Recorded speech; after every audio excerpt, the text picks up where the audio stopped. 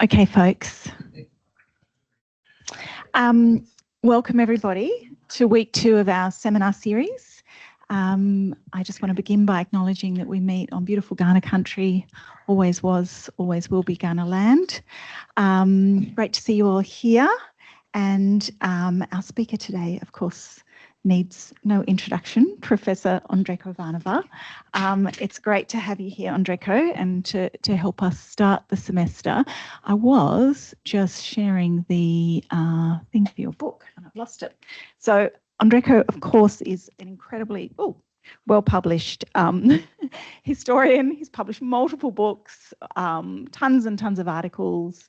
He edits journals. He's got an incredibly long list of accolades to his name. And I am going to show you the website for his latest book. It says stop sharing. Okay. It's just up there. Okay, but is that shared? I don't think so. Matt, is that shared to Teams? Let's say stop sharing. So it must be. Yeah, me too. Okay, it does matter, David. Every person's experience counts. Yeah, so Andreko's latest book is Cypriot Migration to Australia until 1952, published by Brill. When can we expect to see this available? Yep, 19th of November 2026. Okay, so in a couple of months' time. And apparently it features Andrekos' dad on the cover, which is pretty special. Okay, so that's the latest book, but there's also a new article and as you saw on the flyer, a very long list of other peer-reviewed books and journals. I think 70 journal articles to your name, Andreko. It's pretty extraordinary. And book chapters. All right. So now I'm going to start sharing the PowerPoint.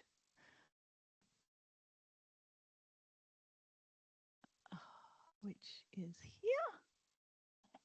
I'll go to the current slide. And the title of Andrekos' paper is Understanding the Kindred Ideologies of Zionism and Enotism, Anti-Colonialist or Colonialist, ? Thanks, Kath. Really appreciate it. And thanks everybody for being here. Let me start with this. So last year in December, 2 governments signed a military agreement with Israel. Which governments would do that given the last period with what's occurred in Gaza and elsewhere? The Greek government over there, represented by the Greek Prime Minister, and the Cypriot government, represented here by the President of Cyprus. Now, my paper is not on this, but we can talk about it, I suppose, later. You will sort of get an idea why I've started with this, and that is indeed not the inspiration for my talk. I suppose the inspiration comes from this essay that I did for the Journal of Imperial and Commonwealth History. We have this section called Current Debates, and I thought to give it a sort of leg up, I did this, when was it, last year? And one of the paragraphs here, I sort of flirted with this idea of Zionism and what I'm resurrecting, this word called enotism, which simply is Greek Cypriot demands for union with Greece, or enosis. That they are sort of very similar in many respects. And so that is really my starting point. And then in response to this call for papers, I decided to submit an abstract, which was accepted. And my talk today is based on that article, which is 12,000 words or 13,000. That's my challenge today, to condense that. But, you know, here where it says historical studies that compare, contrast Hellenism and Zionism. So I suppose that's where I am coming from. So what I want to show is that Zionism and Enotism are closely related ideologies and distinct from the anti-colonial and national liberation movements that were seen elsewhere. This is primarily because they attempted to create expansive, majoritarian controlled ethno-religious and ethnocentric states, whether as a greater Israel or as a part of a greater Greece, at the expense of other national ethno-religious groups, obviously in those places, thus featuring a European imperial racial supremacist, as well as an inter-colonialist mindset. And I'll explain what I mean by inter-colonialist. What are the differences between our cases? So just quickly, all major Zionist groups adopted arms, regardless of their ideology. They didn't all have paramilitary groups, but they, the general Zionists, for example, supported Haganah most of the time. I mean, but though there was disagreement there too on when to use violence and how to use it and whatnot. In Cyprus there was only one group, and that was EOKA, right-wing group, far right, really at its sort of base, with more moderate right backing it and supporting it. Unlike Zionist groups, EOKA attacked the far left, represented in Agel, for opposing the armed struggle, though both supported enosis. This differs with Palestine, and maybe someone can ask me about the Palestinian Communist Party if they want to later. Yes, you can turn around, but I won't go into that here. There are differences here between the left wing in Cyprus and in Mandate Palestine. Zionism had secular leaders. You don't see rabbis in your Zionist sort of groups in prominent sort of leadership roles. Anyway, in Enotism, it was led by the Orthodox Church. The Archbishop is the figurehead, becomes the first president of the Republic, and so forth. Another difference, while Zionists came to want a sovereign Israeli state, Enotists had their ideal state already, Greece. Failing to achieve, however, enosis, in their effort to do so again, once Cyprus had become independent, they collapsed the partnership republic that had been created in 1960 with the Turkish Cypriots. What evolved after that was what I will call internal colonialism, until the 1974 war ended in the de facto partition. So what are the similarities? Now, this is really what the paper's about, but I'll just mention some of them here. Both are colonial, not anti-colonial projects. They're aiming to replace one colonialism with another colonialism. Ethno-religious basis to both of them, in which one's religion correlated to an ethnic identity and a nation state, and I think this is a hangover of the Ottoman period. They both evolved from the dual identity of the West, of the Occident. On the one hand, they look towards the ancient Greeks for democracy, logic, reason, and all that, and then the ancient Jews as the founders of Christianity, so their spiritual and religious identity.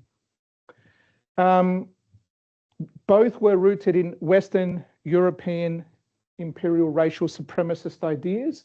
It's no surprise that both were part of the British Empire. They were also both part of the Ottoman Empire too. They both targeted an Oriental other. So it just so happens that in both cases, it's Muslims, Arabs in the Palestinian-Israeli case, Turks in the Cypriot case.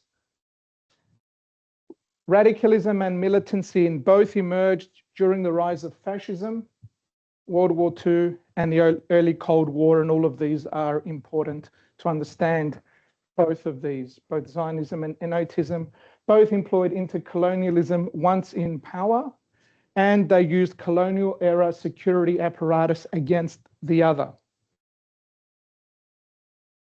What do I mean by the settler colonialism and inter-colonialism? So briefly on settler colonialism, cases show settler colonialism, especially Zionism, and internal colonialism, mainly inter-colonialism, as I prefer to call it, that targeted the other primary ethno-religious nationalist group. Settler colonialism refers to, when indigenous or long-established populations are displaced or come to be controlled by settlers. There's a vast literature on Zionism and Israel on this subject. But the other one is less well understood. Internal colonialism refers to the economic, political, and cultural domination of a subordinate group within national borders by a more dominant group of differing ethnicity, race, religion, or class. thus mirroring external colonialism, but happening domestically. So there are similar, this or other sort of similar terms have been used to describe German marginalization of Poles in the 1880s. Thanks, Matt, for that reference. English control of the British Isles, post-colonial Latin America. Probably there's quite a bit there in this one. The term was criticized, came into sort of disuse for a while for simply meaning an authoritarian or oppressive regime. But if we think of it as inter-colonialism rather than internal, might be useful for cases with a colonial past and in which colonial traits continue into the post-colonial period. And this is what I'm going to be discussing today. Now, that's the sort of intro. Moving on to Zionism and ideology. Zionism first developed in Central and Eastern Europe as a secular nationalist movement in the late 19th century in response to anti-Semitism and the Jewish Enlightenment. The early Zionists wanted a Jewish national home, first under Ottoman and then under British sovereignty. The demand for a sovereign Jewish state only emerged in the 1930s due to the deteriorating relations with the British and Palestinians as well, as both rejected the project of settling Jews in Palestine, which of course aimed to alter the demographic composition of Palestine from a Palestinian Arab majority to a Jewish majority. This culminated in the 1939 British White Paper, which prevented the Zionists from altering the demographic composition of Palestine through Jewish settlement. As stated, Zionists were united on the adoption of arms, yet varied on their use across broadly four variants. We have general Zionism, Labour Zionism, National Religious Zionism, and Revisionist Zionism. The Labour Zionists created Haganah in 1921 as an armed paramilitary group to defend Jewish communities, especially their farms. In 1922, the General Zionists were established as a non-ideological party when Zionism was becoming polarized between, if you like, a moderate group, the Labour Zionists, and a more radical, extreme, whatever, revisionist Zionists. In 1931, the General Zionists split with the moderates led by Labour Zionists supporting British cooperation and the revisionist Zionists opposing the British, but also opposing socialism in any form. Haganah opposed the British after the 1939 White Paper. In World War II, when we had the revolt by Irgun and Lehi, which are connected to revisionist Zionism, against the British in 1943, we saw Haganah return to a moderate path of sort of cooperating more with the British, or at least not interfering.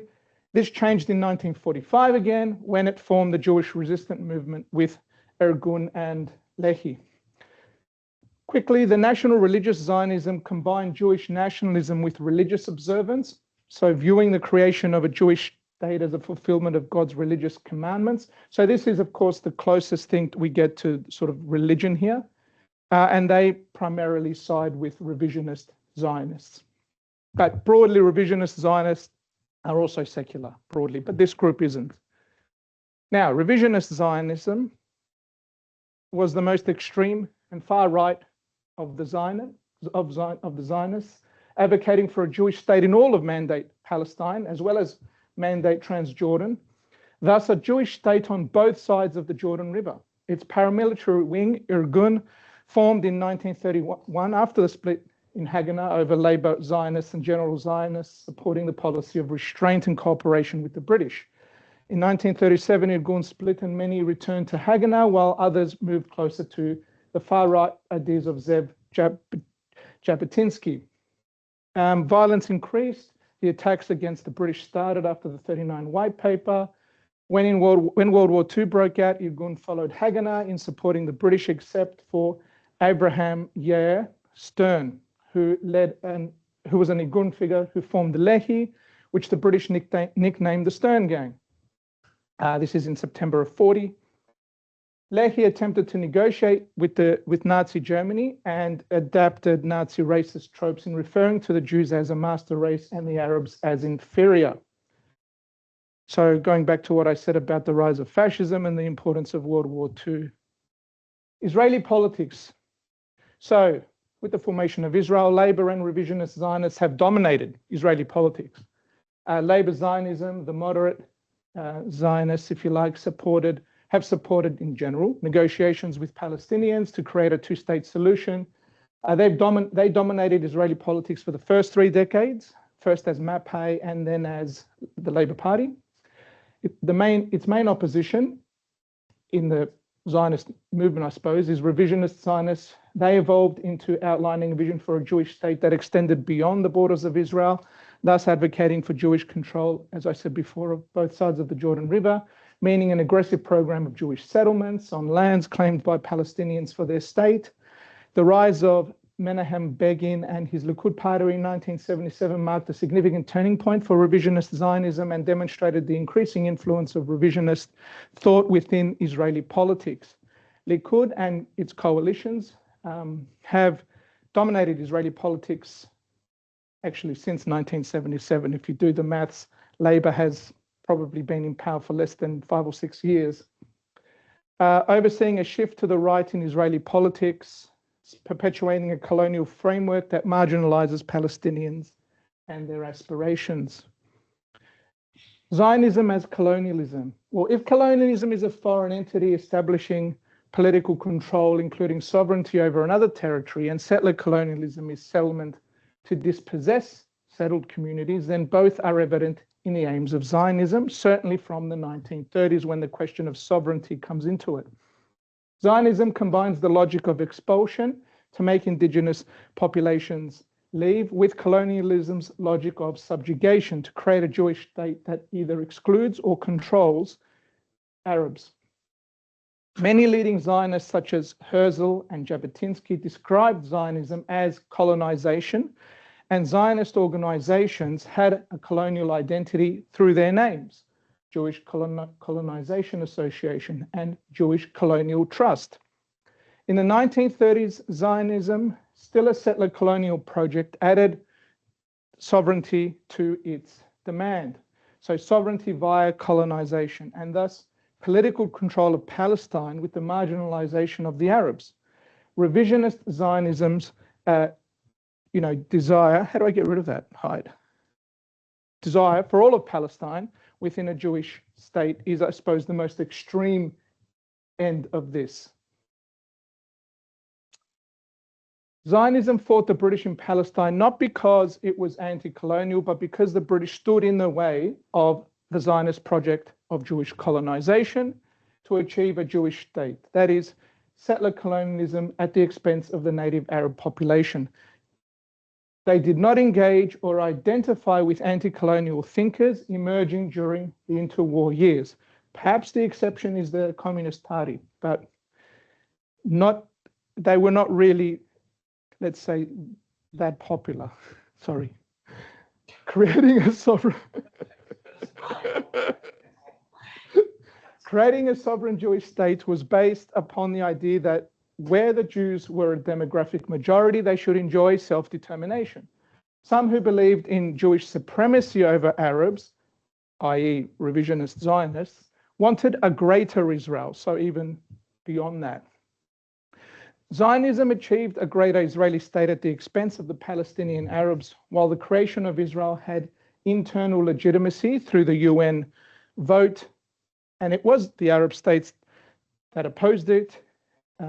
It was, however, Israeli forces that killed thousands of Palestinians and expelled 750,000 Palestinians Arabs from their homes in 1948 and occupied 20% of the territory outlined for a Palestinian state. For the Palestinians, this, as you probably know, is known as the catastrophe or the Nakba.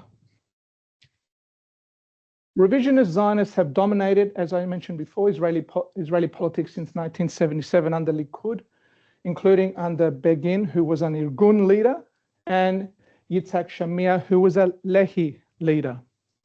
Revisionist Zionism has thus found institutional expression through Likud governance, which has pursued colonialist policies and practices and imperialism aimed at creating a greater Israel. I don't need a bulletproof vest here, do I? I'm all good, right? Their rejection of a two-state solution shows a preference for inter-colonialism, in other words, to perpetuate it, to continue it, because Israel occupies land planned for a Palestinian state without a plan for such a state moving forward. Likud's hardline stance on settlement expansion and land confiscation are emblematic of colonial strategies designed to weaken and displace indigenous populations.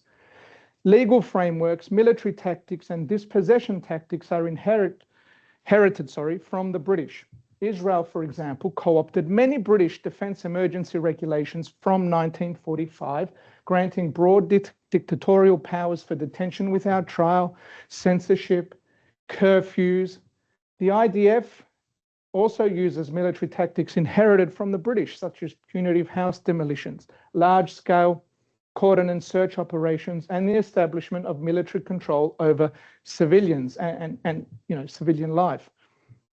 Oh, while I was preparing for this, cutting it down, I decided to go on Twitter for a break, as you do, and I saw, some of you may know, Yanis Varoufakis, former academic here in Australia, also whatever it's called, finance minister of Greece for a short while.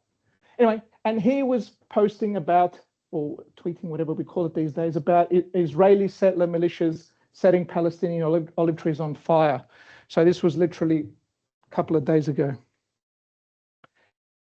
Now, we've got through the Zionist side of it, now the Enotist side of it. Enotism, or Greek Cypriot enosis, simply meaning union, was the demand for Cyprus to join Greece. It was based on the belief that the demographic majority, Eastern Orthodox Christians, were Greeks, and that Cyprus was an unredeemed part of the modern Greek state that had emerged in 1830. While Enotism was a 20th century development, it was linked to the Ottoman period, which ended in 1878 with the British occupation. The primary link, or the key link, was the ethnarchic system of leadership, which evolved from the Ottoman period when the Archbishop was a loyal servant of the Ottoman system, to under the British, where he evolved into the Greek Cypriot national leader by World War I. And the figurehead, I suppose, demanding enosis.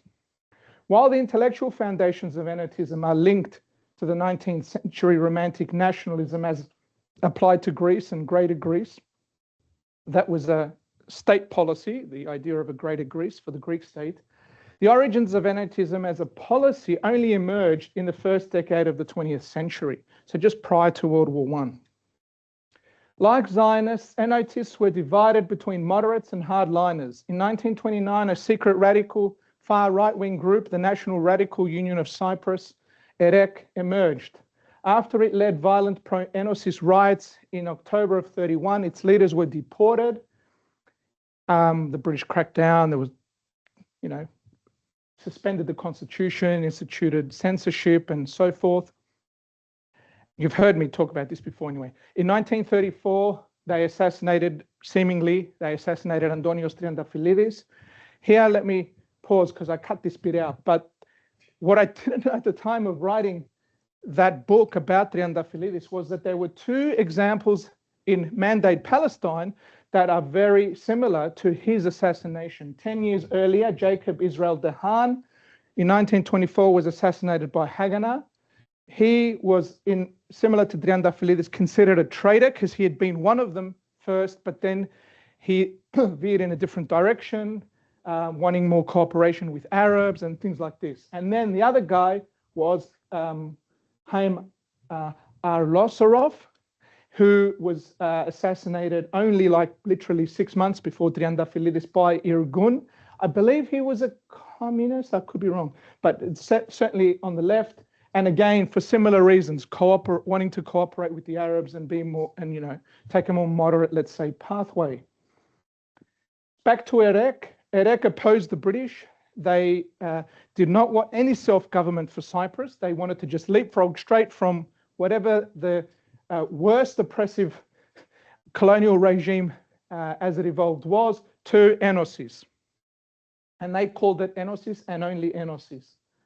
Now here we begin to see some differences with Zionism. In 1941, AGEL was formed as a communist party, if you like, replacing a previous communist party with the program of self-government as the pathway to enosis. So in other words, a constitutional pathway.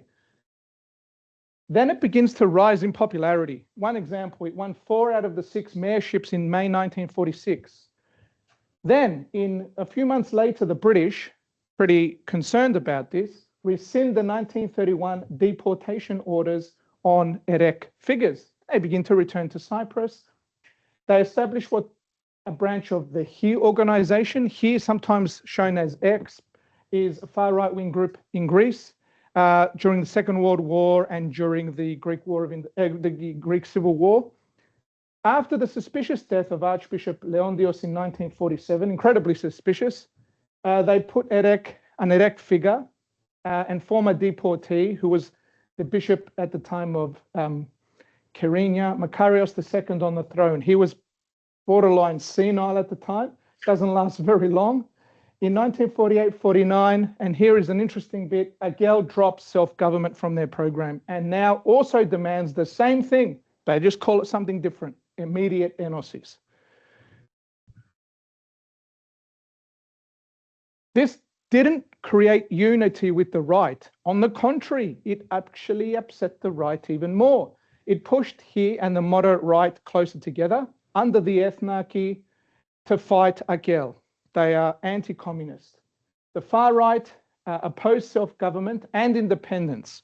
There's a key point. They don't want Cyprus to be independent. Who knows? Maybe AGEL will win elections and there'll be a left-wing borderline communist government.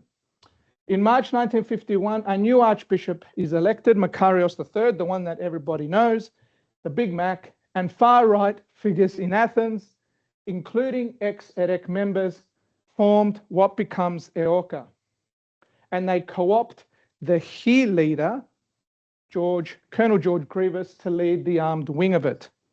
In April of 1955, we see the start of the armed struggle, sabotage of colonial infrastructure, killings of perceived enemies.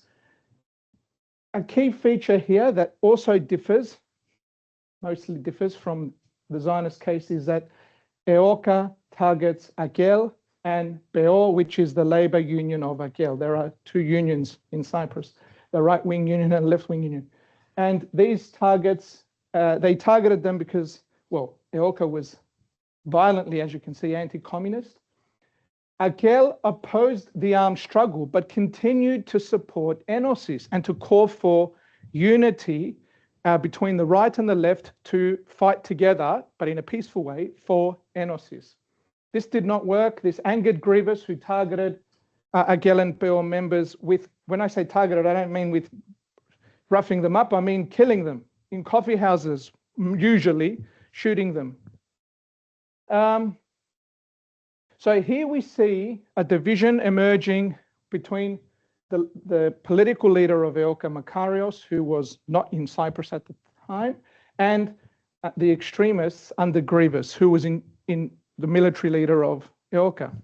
This is the origins of the intra-communal conflict, which people think just appears in the late 60s and early 70s, because we do see the coup d'etat in 1974 by EOKA B, considered to be the very extreme far right-wing group. But this goes back to here, really. I mean, in the 1960 presidential elections, the far right opposed Makarios in the presidential elections to the point where they supported the alternative candidate, who was not a member of AGEL, but had previously been supported by AGEL to become a mayor going back. So these differences go back to here. Meanwhile, I haven't even mentioned, but we'll be mentioning more and more, Turkish Cypriots. Turkish Cypriots resist enosis, and by 1958, EOKA and TMT, which is the armed group of the Turkish Cypriots, was more or less at war, if we like, a civil war. In terms of the killings of leftists, the talk that I gave last year in Auckland at the AAEH, you can check it out online, and this is the subject of my next book, which I'm doing with my co-author, well, my co-speaker here, Mike Haji Michael, about essentially all these murders, but really focusing on the murder of this gentleman as a sort of unique manifestation of that, because it was a mob killing. The incorporation of Cyprus into Greece, thus the territorial expansion of the Greek state, was an imperial project, just like, Greater Israel. This meant domination over the Turkish Cypriots and their incorporation into a Greek polity as a minority, or their expulsion. I don't think they cared either way. Either you're going to be a minority, or you can leave. Very similar to the Palestinian Arabs, I think. The EOKA struggle was thus not about creating a free polity and society living in democracy and equality for all those who were under colonial domination, but about determining Cyprus's status and gaining power over the Turkish Cypriots and also Akel and the left through achieving enosis by force to incorporate Cyprus into a greater Greece, but also, let's be clear, a right-wing Greece, which basically was emergent in the post-World War II, well, post the Civil War, let's say, period. Enotists claim that the Greek constitution would protect Turkish Cypriots. Turkish Cypriots would become a smaller demographic minority, though, because now they're part of a bigger country. And they would come under a colonial legal framework which assimilated minority rights into the majority's legal system. So in Greece, Muslims are not called Turks. They're called Greek Muslims. Enotism was colonialist for two reasons. It aimed to impose a colonialism over a significant demographic minority, the Muslim Cypriot community, based on a view that as the demographic majority, it had the right to self-determination. Nobody else did. But was also a colonialism over the Greek Cypriot community more broadly, because the identification with Greece was imposed and enmeshed within Greek irredentism, and also aimed at shutting out the left by uniting Cyprus to a right-wing Greece. Enotists argued that the Turkish Cypriot demographic minority, which were around 18%, had to be part of the Greek state, where it would become a smaller demographic minority. The Enotism of EOKA emerged and had 20th century features, yet looked to use a 19th century event, the Greek War of Independence, as its inspiration. A lot of its pamphlets and rhetoric revolved around, this is another war of Greek liberation. This romantic irredentist nationalism was blended with another misconceived idea, self-determination. That is, that only the majority had the right to it. So this is what leads us to the EOKAtokratia and majoritarianism. EOKA has dominated politics in Cyprus. I've called this previously in publications EOKAtokratia, that is, to be held by EOKA, which is a play on the word Turkokratia, which is used to refer to the Ottoman period, or to be held by the Turks, literally. It is also a play on another Greek word, Dromokratia, which means terror state. I only realized this when I was doing this piece, by the way. Enosis never totally was abandoned. Makarios only accepted independence in 58 to stop partition, or what he perceived was moved in that direction, and buy time to pursue enosis again later. In December of 63, Makarios tried to dilute the Turkish Cypriot constitutional protections. Cyprus had a consociational constitution when it became a republic, power-sharing constitution, in order to pursue enosis again.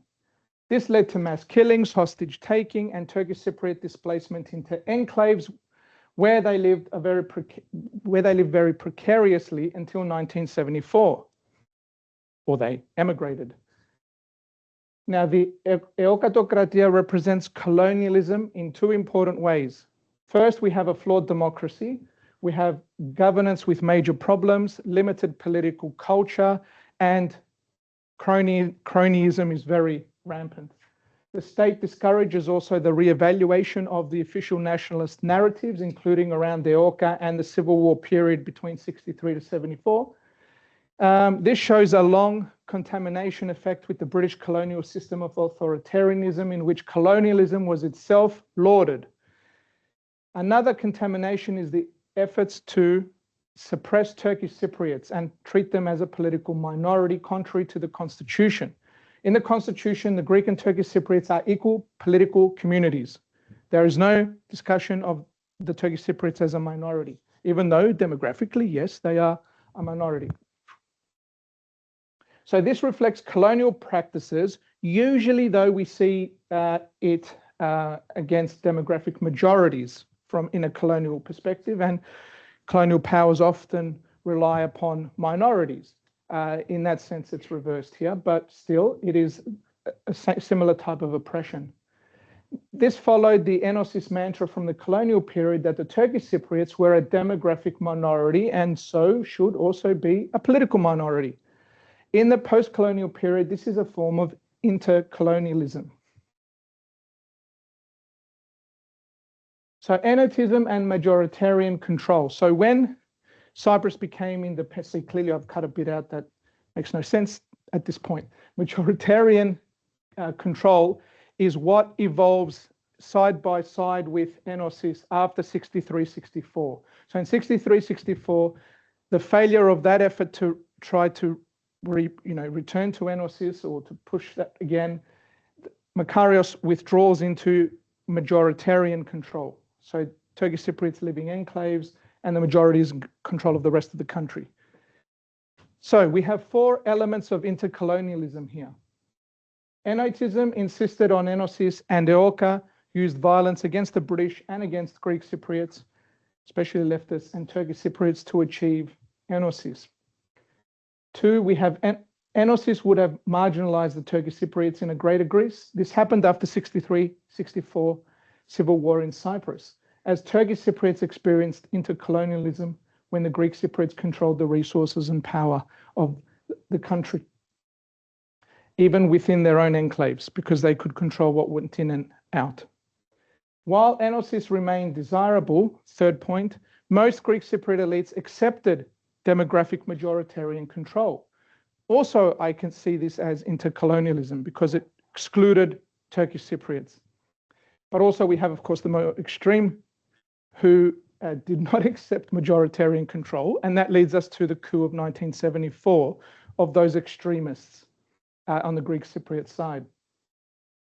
And finally, we have a cultural narrative of erosion with the dominant Greek Cypriot Hellenization narrative functioning as an internal colonialism, minimizing the Turkish Cypriots and other smaller minorities from the island's history in public discourse. This might also be thought of as an internal exclusion, which is also, I suppose, something that people have discussed in terms of minority groups.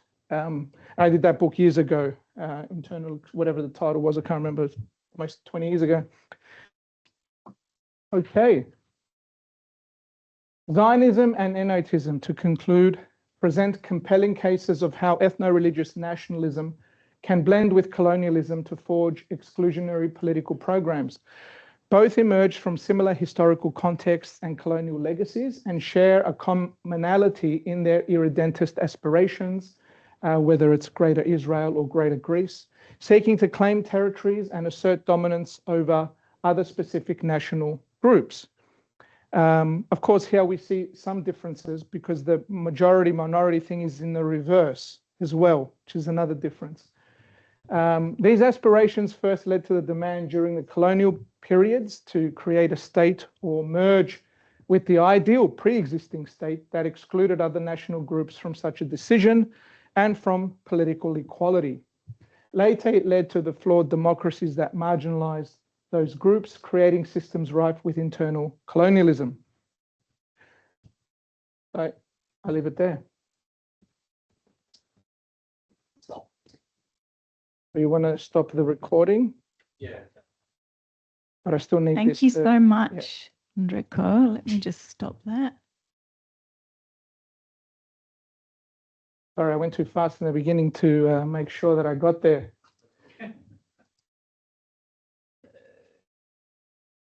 Sharing. That's always my trick. Slow down later if you've got time. Where is it? Right. Stop. Yeah.